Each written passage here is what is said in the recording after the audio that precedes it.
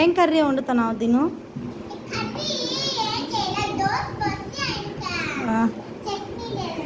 దోశ పోసి చట్నీ చేసినావా?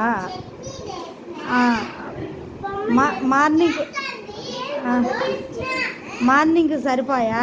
ఆఫ్టర్నూన్కి ఏం తినాలని? అన్నం పెడతావు, కర్రీ ఏం చేస్తావు అన్నం లేకి? పప్పుల పచ్చడి చేస్తావా?